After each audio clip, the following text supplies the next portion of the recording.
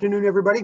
Welcome to our latest edition of Curator's Corner for the Wisconsin Veterans Museum.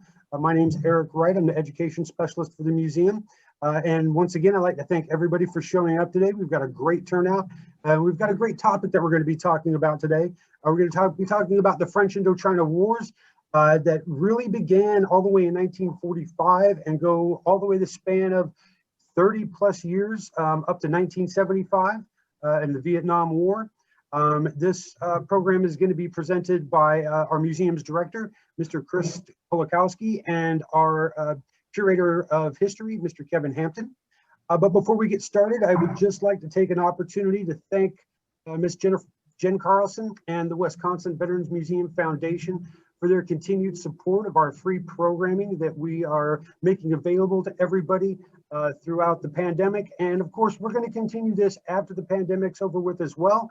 This has been a great opportunity for us to get a lot of information out there, reach a lot of people, and bring up some great topics that we get to talk about that span the course of history that the Wisconsin Veterans Museum focuses on. So once again, thank you to the Wisconsin Veterans Museum Foundation and Ms. Jennifer Carlson for their fantastic work in supporting all this programming that we've been allowed to put on over the past few months and continuing on through next year. Like I said, today we're going to be talking about the French Indochina Wars.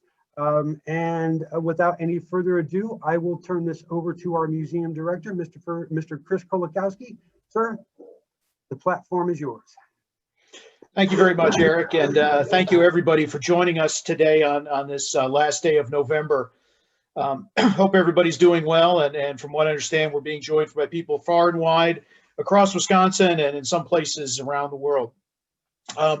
This is going to be a very interesting discussion in many ways. One of the reasons that Kevin and I kind of came around to it is we realized that for many Americans, when you think of the Vietnam War, for many Americans, it tends to start in 1965, but that's only part of the story.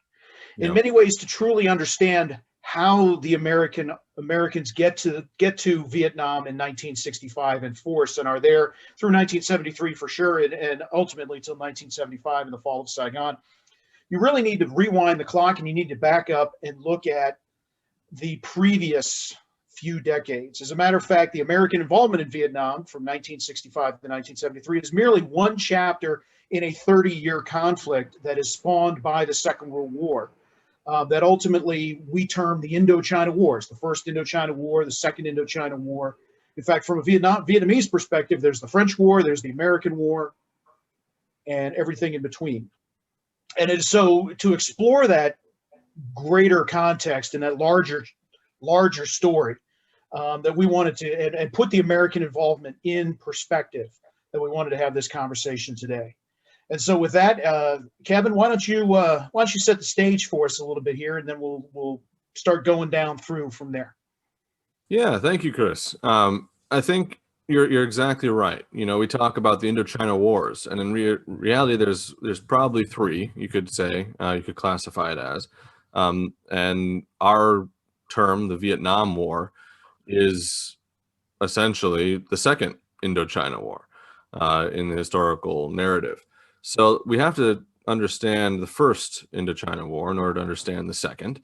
And in fact, we have to really even start the whole conversation much further than that about why do we call it French Indochina in the first place? So with that, I'm going to just share a couple maps because, Chris, as you know, we've been called by our colleagues the museum map men. So what would a conversation without maps be, really? Hey, you can't do military history without good maps in front of you. Exactly. So we'll start right out of the chute. You know, in order to think of Vietnam, you have to start with its first name, and that's, of course, French Indochina as we understand it with the French Indochina Wars. But even before that, you have to look way back into the 19th century when European colonial powers are vying for this area of the world. You've got the expansion, of course, of those holdings, as you can see here with this map, of the different French colonial expansions out the last half of the 19th century into the very beginning of the 20th century. And of course, you have all the British colonial powers around colonial seats, I guess you could say, surrounding the area as well. So you really have to understand this tension in the region that has been there since 1862.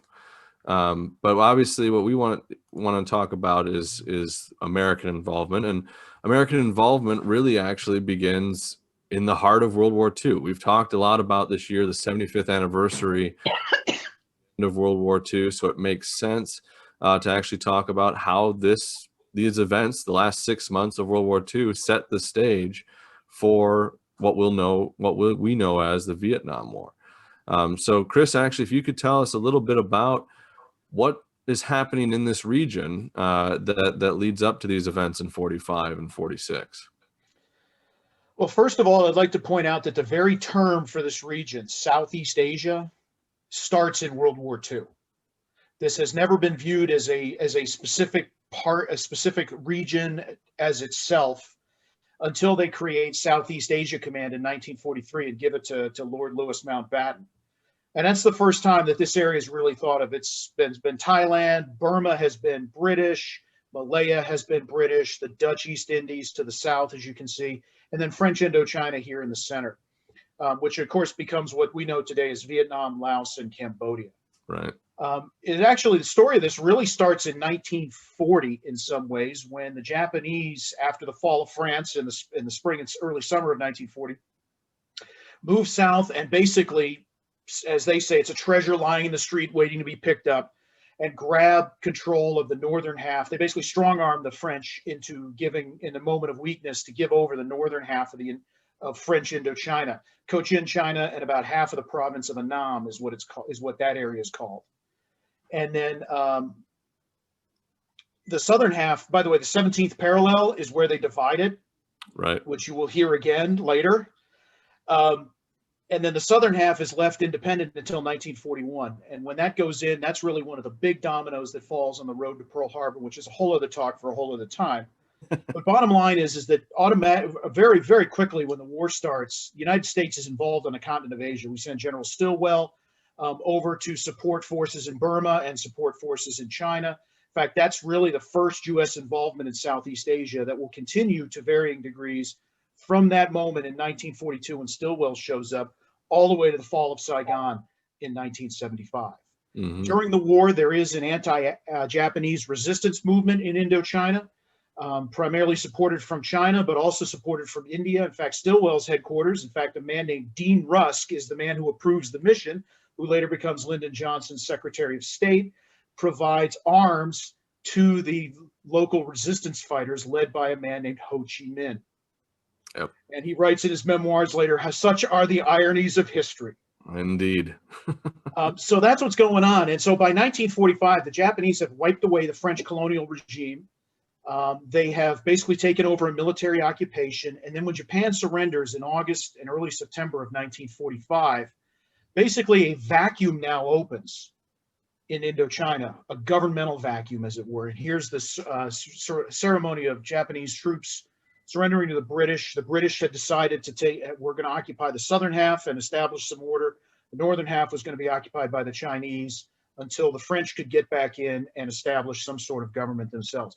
By the way, I should point out, British prisoners of war helped, I personally, because I have a relative that's one of them, were held in Saigon, and some of them helped Japanese dig tunnels northwest of Saigon for headquarters around a place called Cu Chi, and helped develop and expand the air base, which many people who served in country would later know as Tan Son Nhut. So that's a fun little fact for you about how this all starts, physically in some cases starts even during the Second World War. So, but that's how we get to the late fall, 75 years ago right now. As a matter of fact, that process is going on. The British and the Chinese and then the French joining. Yeah, and it originates in the discussions even in Potsdam. And the divisions of who's gonna accept the surrender of who, like you mentioned, and that plays into a key perspective when you're talking about, again, a divided Vietnam, not altogether different, frankly, than what we looked at with Korea, but it's all connected in that way too. So we look here. This is where we start. We start with 1945 in our conversation today, because, like you said, setting up the stage. you bring the French colonial power back after all this is over. And how do you do that? How do you introduce that French colonial power? And naturally, it's going to lead to friction, right? Mm-hmm.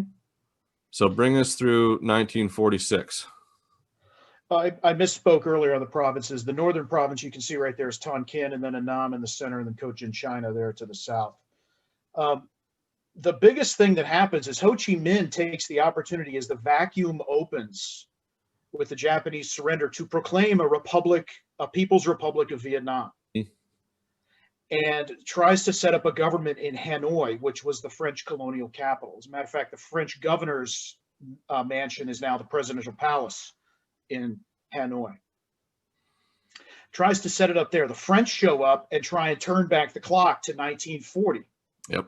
And of course, you can imagine how that friction develops. They try to negotiate a power-sharing government, but as far as Ho is concerned, the French are not willing to give up enough.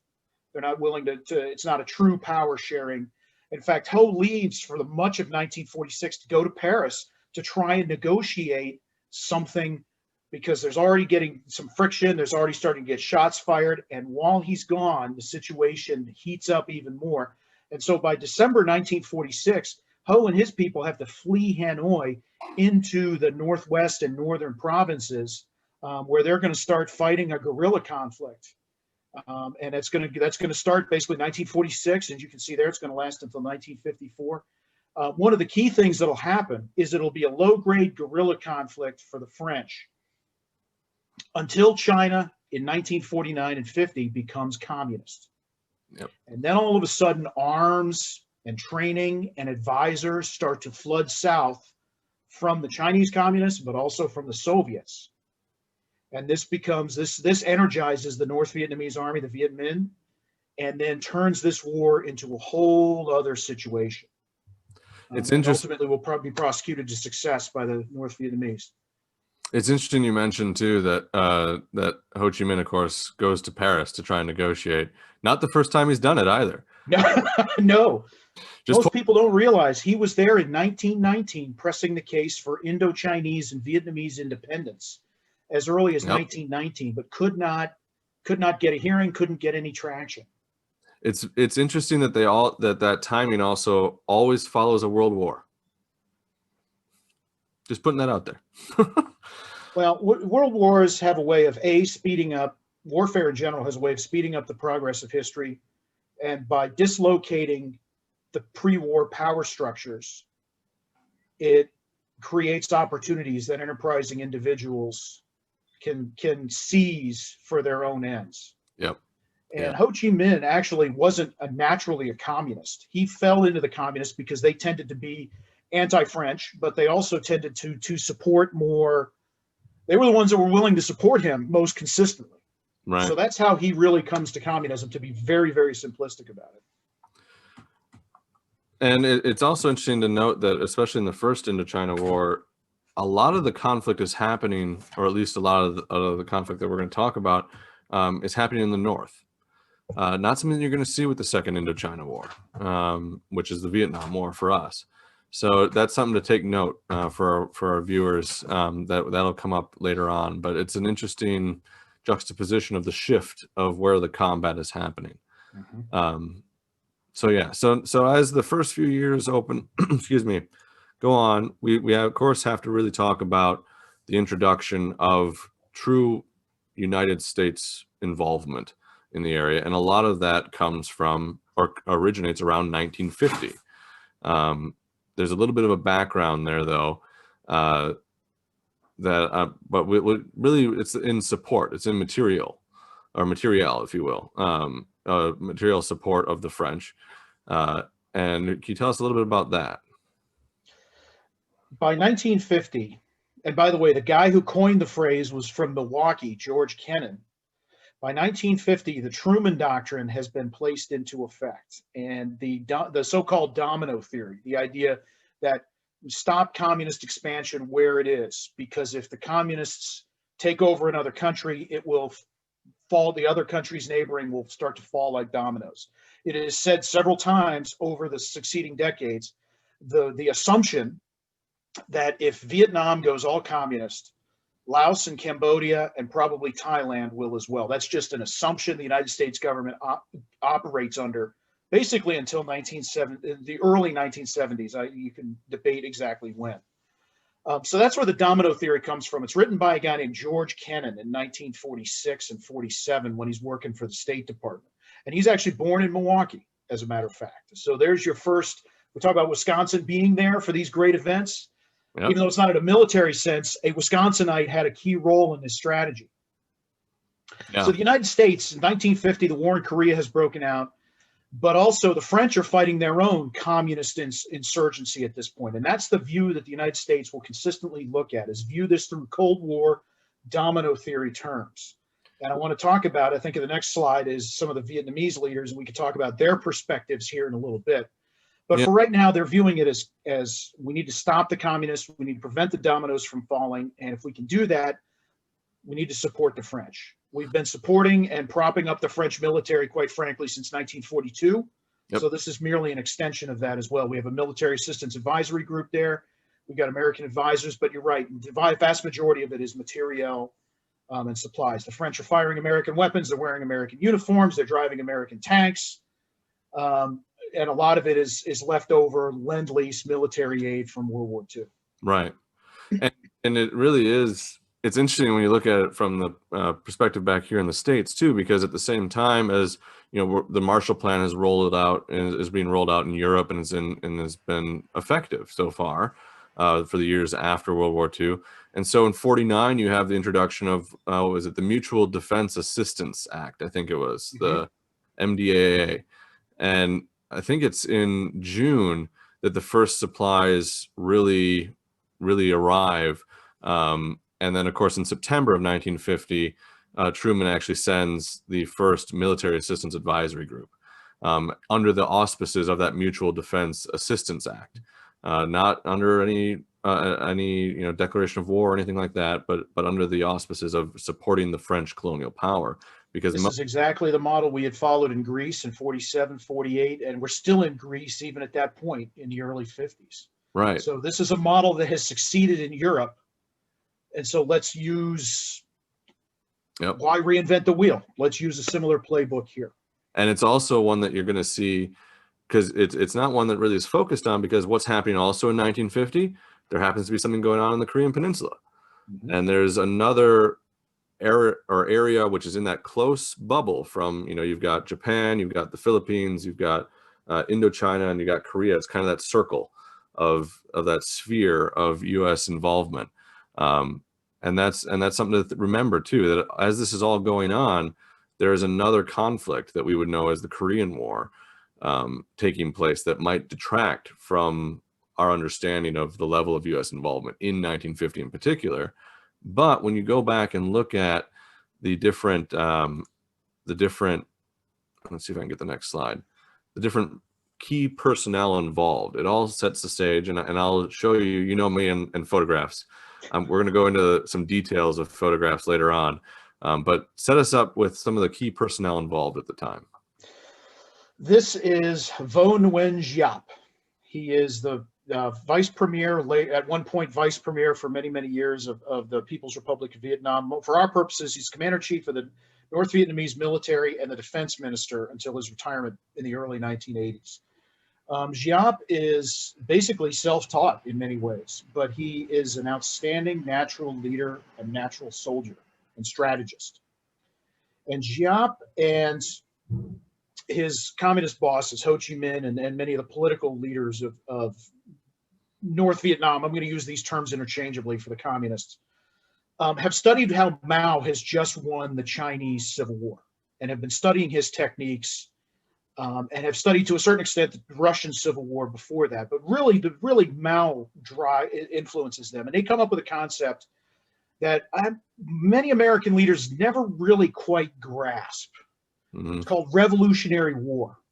And the whole idea is that if you are on the communist side, you have a role, whether it's political, military, whether it's being an agitator, whether it's economic, whatever it is, it's an entire society has a role to play in fighting the war. But the other thing about it is is you attack the enemy politically, you attack them indirectly, you attack them directly on the battlefield. And the idea is, it's like the analogy I always use is when you stick a frog into a thing of water, and then you gradually turn the heat up. Yeah. You know, the frog, and eventually kill the frog. Yeah. That's what this is. They're not thinking in terms of, we're going to win this in 5 years. They're not even necessarily thinking of it in 10 years. Right. They're thinking of, we're going to win this even if it takes us decades. And if we have to beat the French first by basically driving them nuts with seizing the countryside and leaving them to the cities, eventually they'll give up, which is what happens. Right. As a matter of fact, the Indochina War by the end costs twice as much as what the French get in aid from the Marshall Plan in 1947. And that's one of the reasons the French leave, is because it's destroyed their economy. Yeah.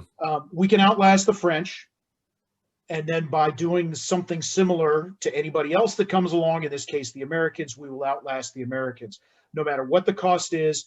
As long as we are still in the field as a fighting force, and as long as we just stay upright in the ring, we will win, because the other side sooner or later is just going to give up and go home.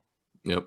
And it's an attack on all fronts, political, economic, and military. And it's a type of warfare that, to be honest, Western countries are not that familiar with combating at this point in their career, or in this point in history. That war of attrition is really, it's even more than that. It's a fundamental, like you said it best. It's a fundamental movement of an entire society.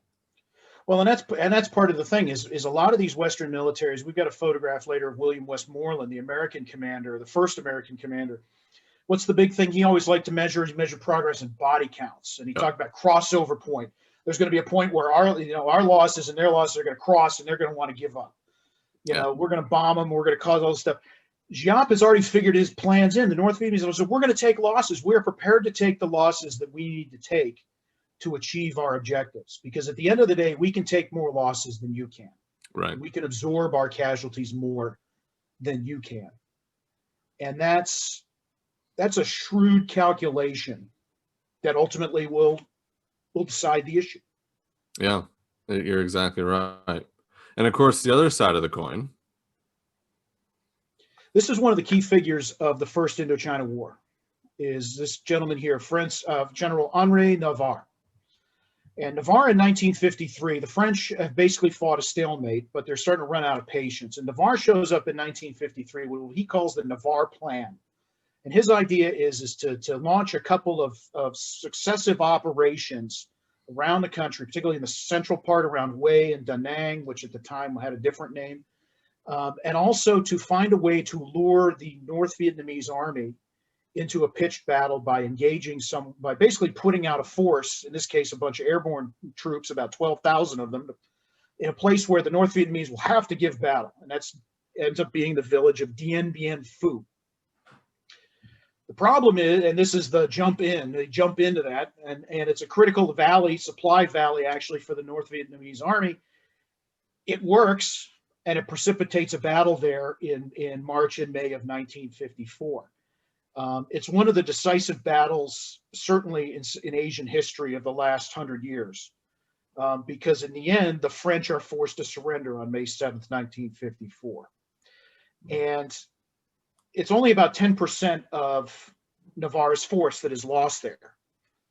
That's still a big victory, big victory for the North Vietnamese, because they've gone toe-to-toe with the best of the French units, the elite French units. In fact, here's some of the French paratroopers in a photograph during the battle. You can see the airstrip at Dien Bien Phu in the background. You'll also notice in the distance there, and this is something Navarre planned on using, didn't reconnoiter the battlefield very well. He planned on using tanks. But they found when they got there, the valley was way too swampy for tanks. Yep. But they had already built this base and had improved this airstrip in the valley. And you notice in the background, the hills. Yep. North Vietnamese army is not motorized like the French is. There's no way they're going to be able to get artillery up there. Well, Giap found a way to get artillery up on those hills. And actually, after about the siege itself was, 70 days, 75 days, thereabouts. Right. after the first 2 weeks, the airstrip was completely unusable.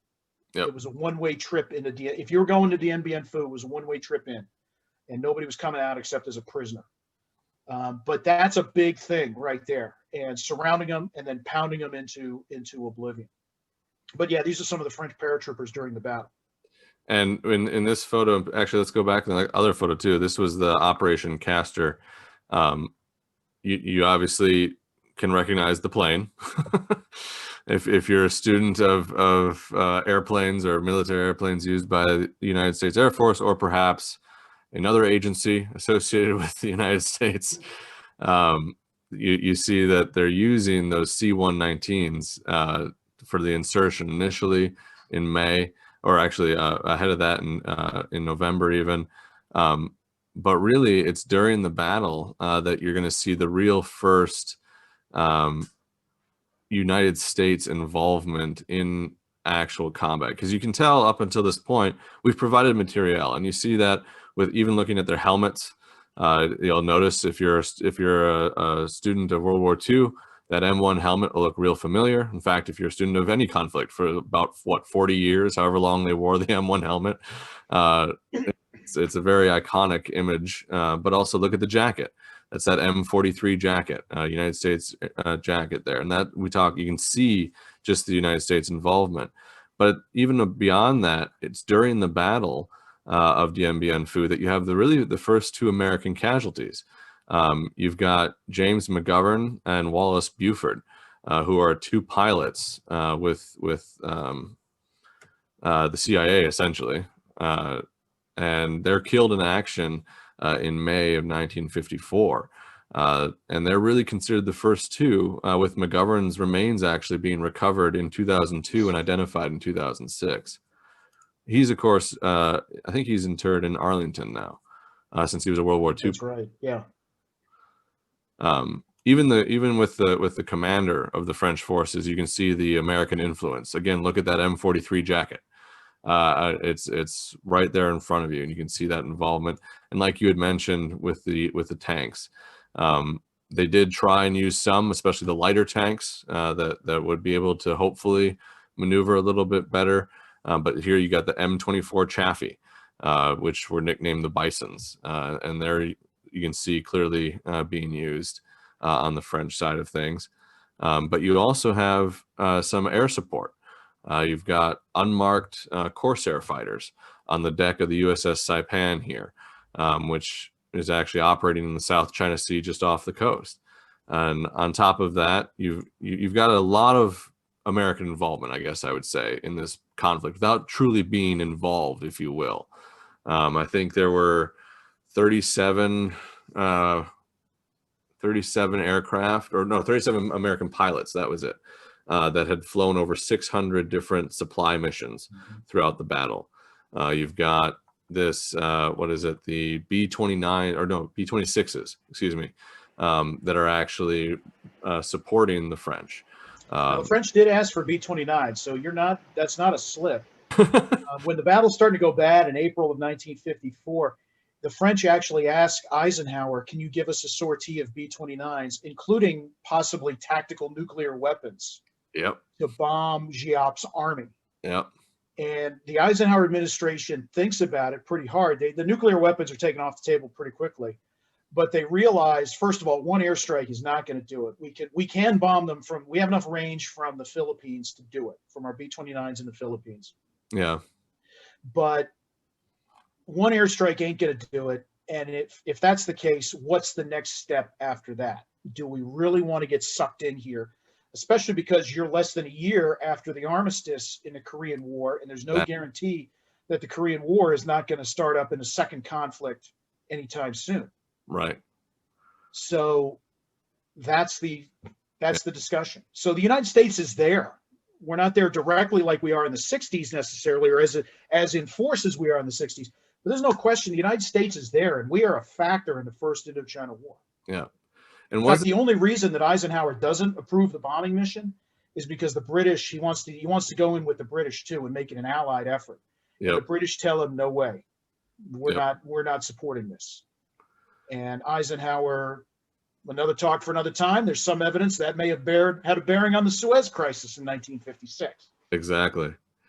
And I mean, even to the point where, just to go back quick to American support for the French, didn't they even lend a aircraft carrier, the Bella Wood, to the French for a short period of time, just so the French could use it, and delivered aircraft to Saigon and a few other places. And so it's that covert but quietly supporting presence, but it's still definitely there, and it's very apparent, especially on the French side of things. But also, I would have to imagine on the opposite side, they can see that it's the American support, and they almost can see perhaps what's coming later on. But of course, with the loss at the French loss at Dien Bien Phu, it brings them to the negotiating table, doesn't it? Yeah. Well, they were already going to the negotiating table. Oh, there we go. Yeah. But with the Geneva Conference, as a matter of fact, the Geneva Conference opens in late April of 1954, and it's got two agendas. It's got Indochina and it's got Korea on its agenda. The Indochina part of the agenda is reached the day after Dien Bien Phu falls. Mm-hmm. And so all of a sudden, the whole script has been flipped. And basically, at this point, the French are in a terrible negotiating position. And the French, the British, the Vietnamese are there. The Chinese, the communist Chinese are there. The Americans are there, basically trying to figure out these things. They never get it solved on Korea. They basically kick the can on Korea. But they do solve it in 1954. If we can go back to the map, I'll explain the settlement real quick. This is a shot of the delegates. Basically, what happens is this is where Laos and Cambodia get their independence. You can see them there on the map with the borders that they have now. And then they separate Vietnam. And you can see, thank you for tracing it there with your cursor. And what they do is they divide Vietnam at the 17th parallel. And again, dusting off the old 1940 settlement. And the north part will be under Ho's government. The southern part will be under initially Emperor Bao Dai, the Republic of Vietnam. But the idea is basically it's supposed to be a coalition government, and then they're supposed to have free and fair elections by 1956. And then that'll decide self-determination for the Vietnamese people. They've also put up a settlement in there, becomes known as Operation Return Home, Passage to Freedom, Operation Passage to Freedom, where if you live in the north or you live in the south and you want to go live under the other provisional government, you have 300 days from the settlement, which basically means May 1955, to go. And then the borders are closed. And there's something like 300,000. The Americans send something like 300,000 transport, 300,000 south, another 500,000 by the French. Yep. And there's about 50,000 that choose to go north and live under the communists. But it's a massive population transfer that demographically still affects the region today. Oh, yeah, definitely. It was interesting because the Navy did a call out a few years ago asking for veterans of this operation to come forward because they were finding their collection in their Heritage and Education Center was lacking stories from this operation. And I would do the same, actually. I'd take this opportunity, just a shameless plug, that if there's any Wisconsin veteran or anyone knows of a Wisconsin veteran or a Wisconsin connection to anyone involved in any of the events that we're talking about, please, please, please reach out to us, because these are those moments in history, like we had talked about just a little bit ago, that you kind of lose, because when you study history, you really reserve 1950 to 1953 for Korea. You don't talk about necessarily in the history book in 8th grade or in high school what's actually happening not that terribly far away in French Indochina.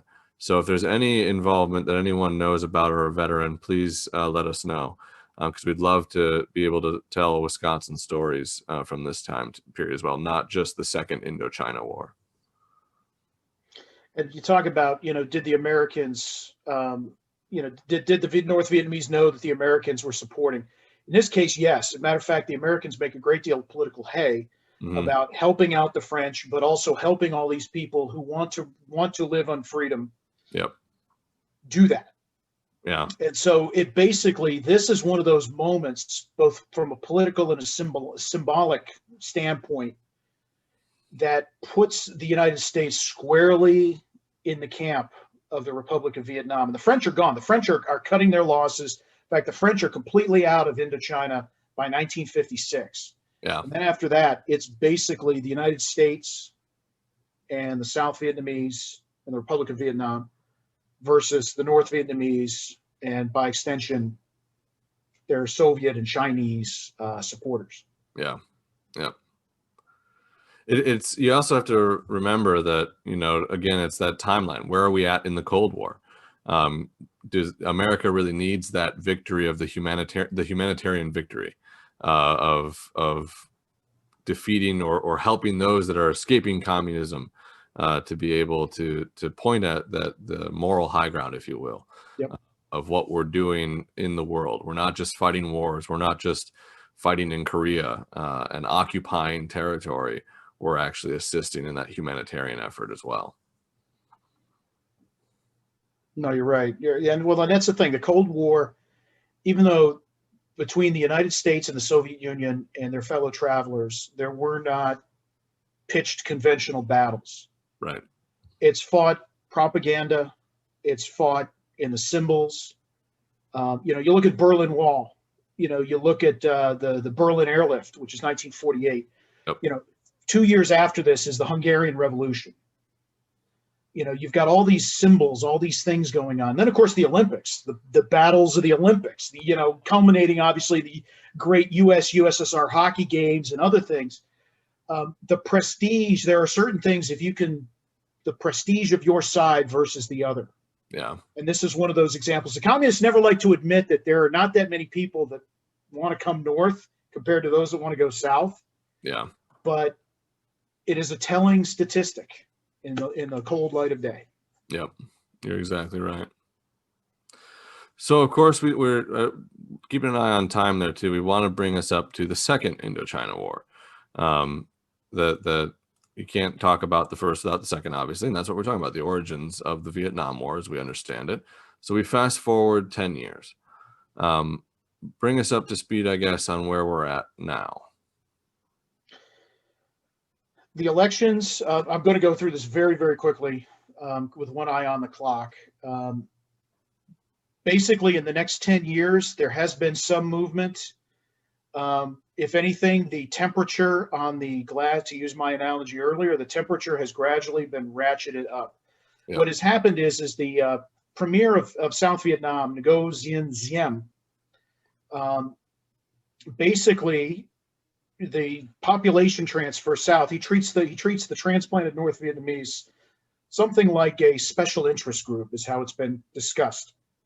Yeah. And so they become their own conclave within the Republic of Vietnam. And these people, there's not a lot of places for them to go. The country's crowded. There's a lot of dislocation. And when they try and find these people homes, they end up dislocating other parts of South Vietnamese society. So it creates a lot of churn in the country. And Diem, for a variety of reasons, governs the whole thing with something of an unsteady hand. And he ends up, for many reasons, assassinated in November 1963, about 3 weeks before John Kennedy is assassinated. By 1954, this unsettled situation in South Vietnam has only been exacerbated by increased North Vietnamese support to the resistance in the South of Viet Cong. So this famous Viet Cong with the North Vietnamese army in support. The United States, in contrast, has been committed to supporting South Vietnam, has been advisors, been providing special forces, things of that nature. And so gradually both sides are inching into war and moving much closer to increasing greater friction. Yep. And contact. And of course, you can see here the Ho Chi Minh Trail, the kind of surreptitious route south from North Vietnam to get to their areas to the south, and the red areas that are primary Viet Cong resistance areas. And you can see how the Viet Cong are already, and the North Vietnamese are starting to establish a sizable presence in the south. And they're basically starting to do what they did to the French before, is create problems in the outlying areas, and then when you're ready, strike for the cities, or strike in to make pitch battles. And that ultimately strategy will lead them to Tet in 68, and then later, of course, Lam Son in 71, Easter Offensive 72, and then, of course, the fall of Saigon, and the major Saigon offensive in 75. This is actually a pretty good schematic here of the war. In 1965, Lyndon Johnson after the Gulf of Tonkin resolution, the Gulf of Tonkin incident the year before, looks at the situation and has a decision to make at this point in the summer of 1965. And he basically says, I am not going to lose this country to communism. The last Democratic president, he says this almost in so many words, the last Democratic president lost China. There's Lyndon Johnson with his commander, William Westmoreland. That's not necessarily the correct interpretation. China was nobody's to lose except Chiang Kai-shek's, which is a whole other talk for a whole other time. But that is the perception in the United States, is that the Truman administration lost China. And Johnson says, and he uses a lot more salty language than I will, he says, I am not going to be the man to lose South Vietnam. Yeah. And so that is in the summer of 1965, he decides to commit on Westmoreland's recommendation the first significant large numbers of U.S. ground troops into South Vietnam, and will ultimately continue to build that up, reaching a peak in 1969 after he's no longer in office and has given way to Richard Nixon.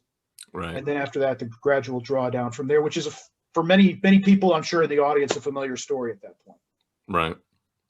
I think I find this photograph actually, this is one you sent me just before here, very compelling. The fact that the sitting U.S. president visits South Vietnam in '67 is very interesting to me.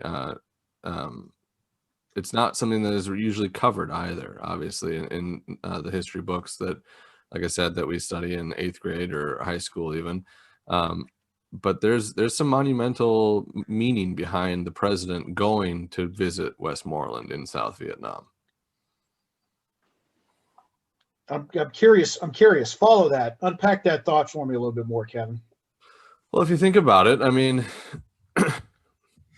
how we cover Vietnam is you can gauge it different ways. You can gauge it from 1965 to 1975, where you'd mentioned with that first true troop deployment. You can gauge it from 1955 to 1965 or 1975. So either way, 67, before the essentially the Tet Offensive the year later, because this is mind you, this is what, 23rd December of '67. And you're 6 weeks from the outbreak of Tet. Right. So at this pivotal moment, or soon to be pivotal moment of this conflict that we study for a decade, for 2 decades, frankly, for 3 decades, you have the president setting foot on essentially in the battle zone to a degree. And not necessarily, obviously, he's not like at Khe Sanh. He's not necessarily on a forward, position by any means necessarily, because he's at the air base there, that, mind you, later on, by the way, will be used by the Russians after the war is all over. But to have that presence shows that commitment 2 years after he's already committed troops, but just before things kind of change, if you will, I guess. It's something that I'm surprised doesn't get more attention in the narrative, like even in the documentaries. I'd be very curious, and it's a challenge to myself, really, to kind of dive into more of what came from his visit. Why was he having the visit? What was the opinion at the time? Because everything is so overshadowed 6 weeks later. You know what I mean? I've got a couple of book recommendations for you, starting with David Halberstam's Best and the Brightest. Okay. But there are a couple other ones. The U.S. Army recently wrote the official history volume of this period of the war and published it. Center Military History did. And there's some really interesting discussions in there, especially because Westmoreland has just gotten back from the United States, where he'd given some famous speeches about how we're turning the corner and the end is in sight and things like that. And shortly after he returns to Vietnam is when LBJ comes over for this visit. Yeah. And it's a really interesting inflection point, crossover point, if you will, using the term in a slightly different way, when you know that Tet's coming. Right. In January, the end of January '68. And hindsight, of course, is 2020. But I found it extremely interesting, the date, when you sent me that photograph this morning. I was very intrigued by that. Yep. And this is Westmoreland's successor, Creighton Abrams. Yep. Outstanding leader. I don't know if you have anything to add anything you want to say to that.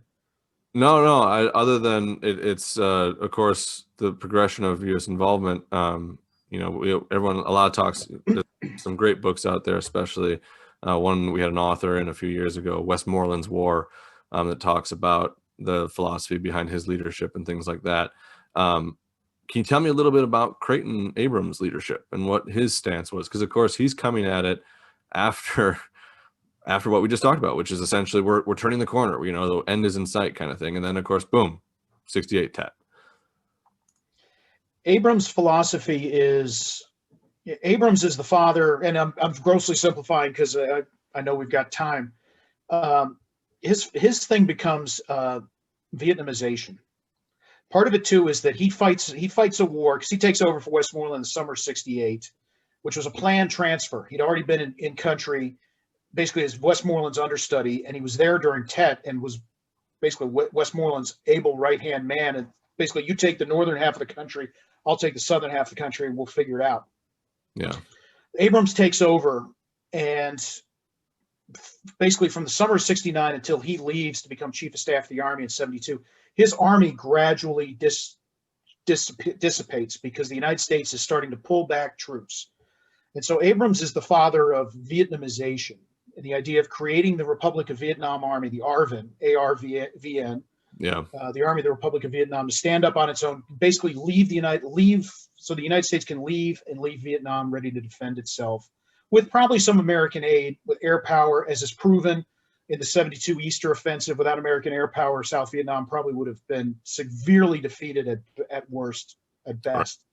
But that's Abrams' mandate, and he performs it very well. He husbands his resources, great tactician, and he fights a smart war. Westmoreland had tried to use brute force. Abrams' measures are very different from body count, and fights a very different war in many ways. Yeah. And sets the United States up to negotiate the exit at the peace settlement in '72-'73.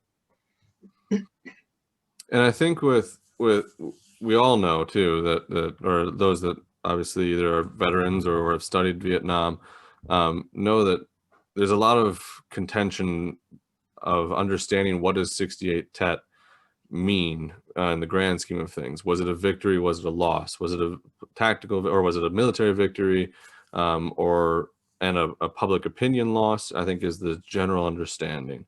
But all these events, and again, this is going to be just for our viewers, this is grossly oversimplified. And it's meant to be an overview at this stage because we want to build you up to want to dig deeper. We want you to be curious to look into something more, read some of our oral histories. And in fact, again, I'll do that shameless plug, asking for any veterans that would be willing to step forward and tell us stories of their experiences and their opinions. We're always looking to help round out these stories. But for our purposes today, we really wanted to set up the origin of the Vietnam War and why. And it's not an isolated incident. It doesn't begin with LBJ in '65. It begins well before that. And that's one of the detractions, I guess, of how we study history traditionally, or at least in the education system, where you take it chapter by chapter. And well, in the 50s, it's Korea, nothing else. And in the 60s, that's when Vietnam starts. And it's not. It's all this continuum. And then, like we started this conversation off with, it actually goes all the way back into World War II. It never actually ended. It just kept going. And that's something that we want the stories, we want history, especially in how we study history, we want it to be clear cut and dry. And it started on this date and ended on this date, because that's how we understand history, right? We understand it as dates and time. But sometimes those dates aren't the hard and fast that we think they are, and there are events that lead up to those dates. So one thing I always like to say is that history isn't passive, it's active. It's always learning something. There's always something more to dig into. There's always something to do. And I really hope that we can challenge our viewers to do that, because I've learned a lot from you today, and I appreciate that immensely. It's always a pleasure to stretch the brain and dig a little deeper into history. And that's what I hope these Curator conversations are, an opportunity for us to do. I appreciate that. I think your points are spot on. When you look at a story like this, don't think of dates as as bookends. Yeah. Think of them as mileposts. Yeah. You're right. And you have very significant. I mean, we've covered everything from 1862 to 1975 in this discussion today. And there are several key dates that we've mentioned that are mileposts along the road. And so it's often, particularly when you're dealing with big subjects like this, it's useful to think of it in those terms. You're absolutely right. And since we are the museum men with maps, I'll leave with one more, because we have to have the other milepost, the last milepost in our again, grossly overgeneralized. Please don't say that we're missing events, because we know we're missing events. We're just showing. We have to have other curator conversations, Kevin. Exactly. Can't cover it all. Exactly. So here's of course the final map in 1975. Now we do want to leave some room or some time for conversation with our audience, our live audience today. If you're watching this afterwards on YouTube, please feel free to shoot us an email. Check us out on social media. We'd be happy to chat with you some more. If you're with us here though live today, we do want to do some Q&A. So Eric, any chance you could share with us what's been happening in the chat room? Absolutely, Kevin. The first question that was posed between 1940 and 1942, someone was wondering if any of this area was controlled by the Vichy government.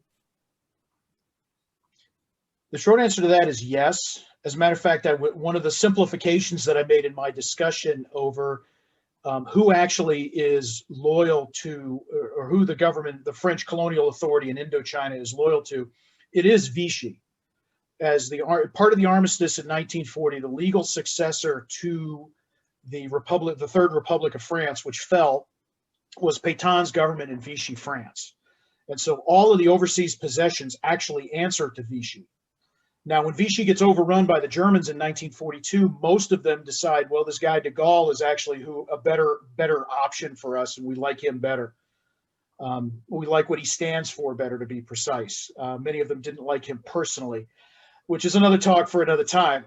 But that's the long way of saying yes. As actually the arm that the Japanese twisted to get them into Indochina was in fact the Vichy France. And so yeah, that's a long-winded way of saying yes, you're right. Yeah. The next question, Chris, to what extent did the debacle in Indochina contribute to the fall of the French Fourth Republic? Between the fall of Indochina, because it brings down two successive governments, even right around the negotiations. Add on to that Algeria and Tunisia, because there's evidence, and it's very interesting. Bernard Fall's book on Dien Bien Phu, Hell in a Very Small Place, which is one of the outstanding writings on the First Indochina War, even today, when he wrote it back in the early 60s. He talks about two things. He says, first of all, the communists have demonstrated that you can beat the French in an insurgency. And that gives heart to the Algerians. And Alistair Horn in his book talks about that. The other thing is there were a lot of Algerian troops that had been fighting at Dien Bien Phu that had been captured. And they get indoctrinated and radicalized in the camps, and then are repatriated to Algeria.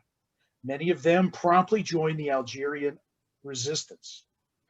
And so the Algerian War starts, Dien Bien Phu is late May 54. The Algerian War starts November 1, 1954.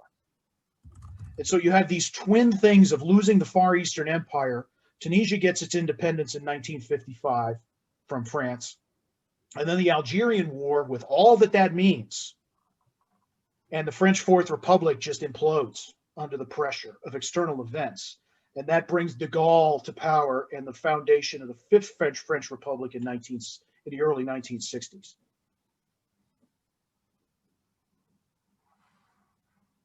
Excellent. Also, one of our guests would like to know if you could comment on why the official recording of U.S. casualties in Vietnam didn't commence until the 1st of January in '61, with all the action going on prior to that. To be honest, you'd have to ask the Defense Department that question of why they set the dates of that conflict the way they did. I would suspect, and this is an educated guess, is because that's when we stood up. We'd always had military advisors there at a military advisory group, but that's when it becomes a 4-star level headquarters. It had always been major generals or lieutenant generals. You send a full general, a guy named Paul Harkins, who, by the way, was George Patton's operations officer during World War II. You send him there to take over the military advisory, and that's when we start to do some significant commitment of advisory units as opposed to the logistics units that we'd had before, and where you get more Americans seeing combat, even if it's in a more official capacity for sure, than you had before in the 1950s. So that would be my educated guess, but you'd have to ask the Defense Department that question. Well, your educated guesses are pretty good, Chris. Well, we're going to ask you to make another one right here. Do you think that JFK would have followed the same course as LBJ? Kevin, feel free to jump in on this one. I think I might. I'll see what you say first, though. I don't know, and I don't think so, for this reason. Because when you study LBJ and his views of the Vietnam situation, there are two differences that JFK has over Lyndon Johnson, at least in my reading. Number one, LBJ views this through a somewhat personal lens. The ugly war versus the war he wants to fight, the war on poverty, what he really wants to do. JFK wouldn't have necessarily looked at it that way, and he certainly wouldn't have viewed it through the lens of personal prestige. I think his actions during the Cuban Missile Crisis bear that out, that he's able to separate himself personally from what he's doing as president. So I think that's a factor. The other factor is that Lyndon Johnson, because of background, John Kennedy's dad was an ambassador. John Kennedy was more worldly than Lyndon Johnson. He was also more secure in his ability to read people. Lyndon Johnson always fell back on his congressional experience. You can cut a deal with anybody in his experience. Yeah. Not somebody who's fighting Revolutionary War. And that's a miscalculation of Lyndon Johnson. I don't think JFK would have made. Kevin, I don't know where you are on that. I don't think so. You have to remember what's happening in the 3 years too of his presidency, or really the 2.5. You've got the meetings with Khrushchev, and there's a quote from, I think it's right after one of his meetings, that's an excellent quote, because it kind of sets the stage. It kind of gives that question of would he or not. He says, actually, I think I have it here in my notes. Now we have a problem making our power credible, and Vietnam looks like the place. And he says that to a reporter with the New York Times in '61. But that's really early on, and that's right after a meeting with Khrushchev. So he's setting up this stage of trying to show that hard line, if you will. But the next 2 years, it gets fairly dicey on the public opinion side of things, especially when the self-immolation of the monk comes out in '63.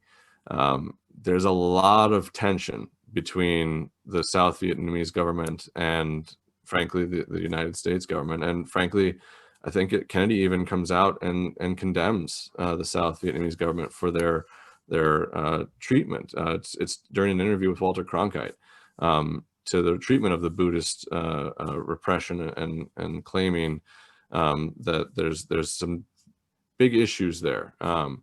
Never mind that after all this is over, we also have the Pentagon Papers that are released that actually show and indicate that there was United States support for the coup eventually, or at least alludes to that fact. So I think initially a public face, a strong face, was necessary, especially when talking with Khrushchev. But I think it was really just a matter of trying to play out the public opinion side of it a little bit more and see where it was going to fall.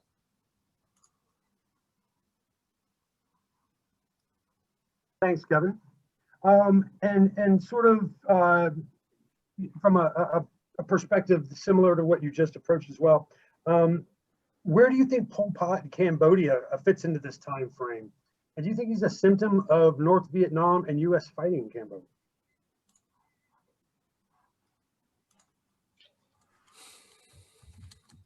Pol Pot in Cambodia, if you look at the dislocation at the end of World War II, and particularly at the end, in the wake of the peace settlement, I mean, Pol Pot is a communist insurgency against Prince Sihanouk and the royal family anyway.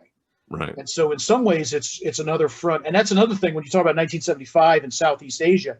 Phnom Penh falls April 13th of 1975. So it's a two-front communist offensive into Cambodia and into South Vietnam. So that's where I fall to.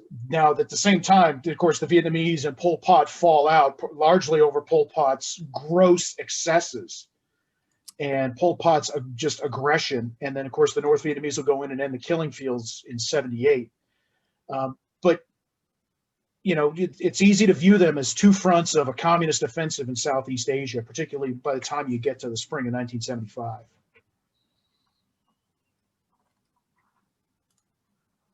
And then our last question, Chris, is more of an opinion question as well. And it's posed as, do you agree that maybe one of the biggest failures of U.S. strategy in Vietnam was not intensely training the ARVN and demanding that they do a majority of the fighting? Kevin, feel free to jump in on this. The short answer to me is yes. One of the criticisms leveled at Westmoreland, which I think is very true, is he fought a war that shouldered the North Vietnamese or the South Vietnamese out of the way. Yeah.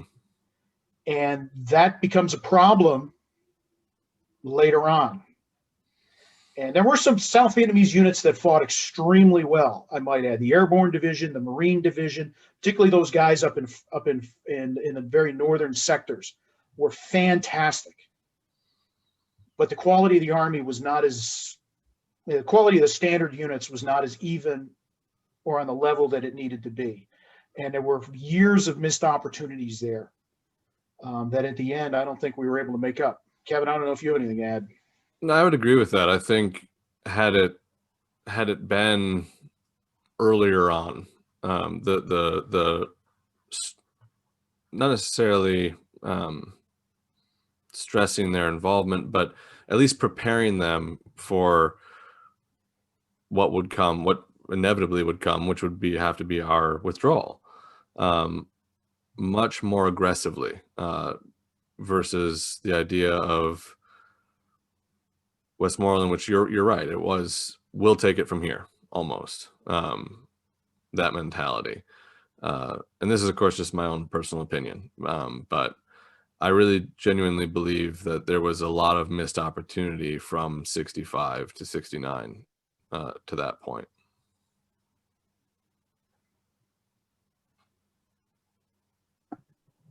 Well, gentlemen, we'd like to thank you very much for all your expertise and all of the information you put out today. We had a great audience, great discussion, and great questions at the end as well. And I'm sure that we could probably go on for another hour or so, but we have pressed our time. We are a few minutes over, which is okay. But again, thank you guys for all of your hard work in putting this together, and for all your knowledge that you put out for us today. And I'd also like to thank everybody for showing up for our event today. This is probably one of our biggest attended events that we've had, so that's fantastic. We hope this continues to grow in popularity as we move forward with all of our programming. And so again, thank you to all of you who decided to come out today and join us. We hope you enjoyed the presentation and the talk, and we're going to be doing this again very soon. Chris, Kevin, guys, thanks so much. And everybody out there, our audience, thank you again, and we'll see you very soon.